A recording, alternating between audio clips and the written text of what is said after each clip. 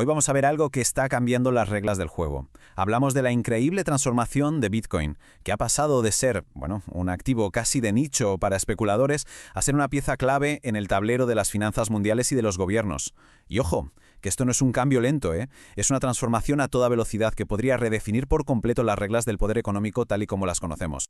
Vale, este va a ser nuestro plan de vuelo. Primero, la gran pregunta. ¿Estamos ante un nuevo activo estratégico? Luego veremos cómo han llegado las instituciones, por qué Bitcoin funciona como un termómetro de la liquidez mundial y los desafíos de guardarlo de forma segura. Por supuesto, hablaremos de los riesgos y terminaremos imaginando qué sitio ocupará en la nueva mesa del poder financiero. Venga, vamos al lío.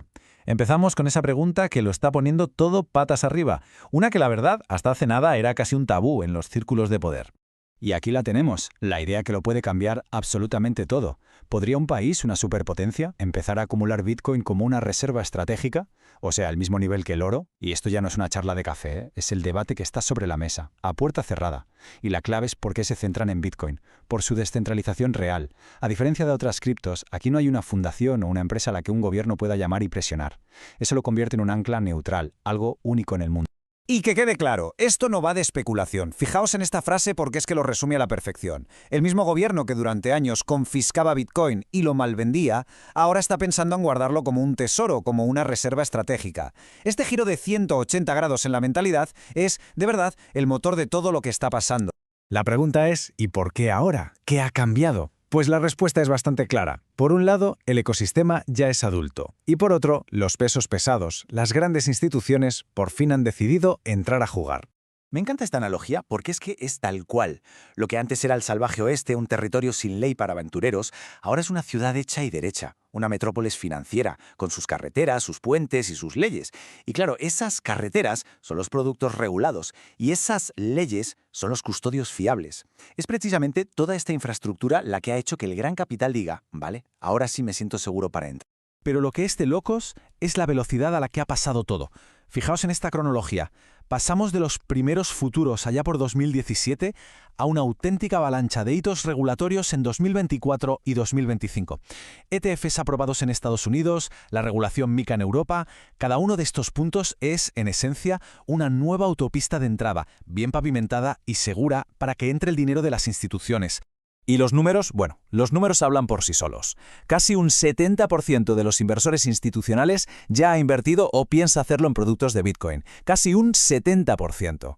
Y ojo a esto, que un 86% planea tener activos digitales en sus carteras para 2025. O sea, la intención no es que sea clara, es que es arrolladora. Y claro, esa intención ya es dinero contante y sonante. Estamos hablando de más de 100.000 millones de dólares. 100.000 millones, solo en los ETFs de Bitcoin de Estados Unidos. Y es un mercado que creció un 45% en nada de tiempo. Para que nos hagamos una idea de la escala, de la marea de capital institucional que está entrando. Vale, ahora vamos a hacer una cosa. Vamos a alejarnos un poco, a poner el zoom hacia afuera, porque para entender de verdad Bitcoin no vale con mirar solo lo que pasa dentro de su mundo. Hay que entender las grandes corrientes macroeconómicas, las que de verdad mueven los hilos del dinero a nivel global. Stanley Druckenmiller, que de esto sabe un rato, lo dice muy claro. Al final, es la liquidez lo que mueve los mercados. Y aquí entra en juego algo llamado efecto Cantillon. Cuando los bancos centrales le dan a la máquina de imprimir dinero, los que están más cerca de esa imprenta, como los gobiernos o los grandes bancos, son los primeros en recibirlo. Compran activos, como Bitcoin, antes de que los precios suban. El resto de la gente recibe ese dinero mucho más tarde, cuando ya ha perdido valor por la inflación. Es una transferencia de riqueza en toda regla. Y bueno, ¿cómo se mide todo ese dinero que fluye por el mundo? Pues la métrica que se suele usar es el M2 global. Para que nos entendamos, es como si contáramos todo el dinero que hay disponible fácilmente en el planeta. La regla es muy sencilla. Si el M2 sube, significa que hay más dinero buscando dónde invertirse. Y eso, lógicamente, hace que los precios de los activos suban. Y aquí viene la clave de todo. Bitcoin tiene una oferta fija, 21 millones, y ni uno más. No se puede imprimir a voluntad como el euro o el dólar. Por eso, es súper sensible a esos cambios en la cantidad de dinero que hay en el mundo. Cuando se inyecta liquidez, Bitcoin lo refleja al instante, casi como un espejo, mucho más que otros activos. Por eso se dice que se ha convertido en el barómetro más puro de la liquidez global. Perfecto, ya hemos visto el porqué de todo este movimiento. Pero ahora viene la pregunta del millón, el cómo. Porque, seamos sinceros, guardar las reservas de un país en Bitcoin no es como meter lingotes de oro en Fort Knox. El desafío logístico y de seguridad es algo sin precedentes. Básicamente, hay 3 grandes formas de hacerlo, 3 pilares, y la elección de uno u otro es un juego de equilibrios muy delicado.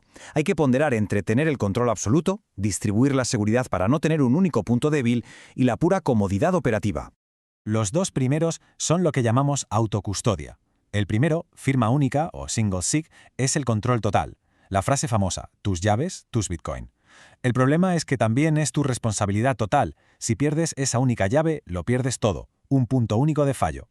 Por otro lado, la multifirma o multisig es más como una caja fuerte que necesita varias llaves para abrirse. El riesgo se reparte y por eso se está convirtiendo en la norma para guardar grandes cantidades. Y por último tenemos la custodia completa. Este es el modelo que usan los ETFs y es, digamos, el más cómodo. Le das tus bitcoins a un tercero para que te los guarde. El problema es que introduces un riesgo enorme, el riesgo de contrapartida. Estás confiando ciegamente en que esa empresa no quiebre o haga algo raro. Por eso, para que esto funcione, se necesita una transparencia total y seguros muy potentes, si no queremos que se repitan desastres como el de FTX. Vale, todo esto suena muy bien, pero sería un error tremendo ignorar los riesgos. Ahora toca un baño de realidad. Hay que tener una visión equilibrada y ser muy rigurosos con esto. Y no lo digo yo, lo dice la propia SEC, el regulador de Estados Unidos. Nos advierten de que, aunque el mercado ha madurado mucho, sigue habiendo agujeros importantes, posibles fraudes y manipulaciones. Y hablamos de cosas muy concretas, no son teorías. El wash trading, que es básicamente comprar y vender para inflar el volumen de forma falsa. El front running, que es usar información privilegiada. La manipulación de precios por parte de los que tienen mucho, las ballenas. Y, cómo no, la amenaza constante de los hackeos. El mercado sin duda todavía tiene sus zonas grises. Mirad esta frase, sacada de un documento oficial de un fondo. Es el ejemplo perfecto del riesgo del que hablábamos. Básicamente, dice que si el custodio, la empresa que guarda las monedas, renuncia o lo echan y no encuentran un sustituto, el fondo se cierra y se liquida todo. Así de simple. Para que veamos que confiar en un tercero tiene consecuencias muy reales. Muy bien, hemos hecho todo el viaje, desde la gran pregunta estratégica, pasando por los detalles técnicos de la custodia y sin olvidar los riesgos. Ahora es el momento de juntar todas las piezas y mirar qué nos depara el futuro. Si hay que quedarse con una idea, es esta. El debate ha cambiado por completo. La pregunta ya no es si Bitcoin va a sobrevivir o no. La pregunta ahora es cómo se va a integrar en el sistema financiero, un sistema que, hasta hoy, se basa en la deuda. Y esto es importante. Si las naciones empiezan a preferir Bitcoin en lugar de bonos del tesoro, la demanda de esos bonos podría caer en picado. Bitcoin ha dejado de ser un actor secundario para sentarse, o al menos intentarlo, en la mesa principal. Y quiero terminar con esta reflexión. Porque la entrada de las instituciones no es solo una señal de que esto va en serio, es una reorganización total del poder. Estamos viendo en directo el paso de un mundo financiero que se basa en la confianza, en promesas de pago, a uno que se basa en la certeza matemática. Así que la pregunta final es, mientras se reconstruye todo el sistema, ¿quién va a conseguir un sitio en esa nueva mesa? Porque ahí es donde se decidirá el futuro del dinero y del poder.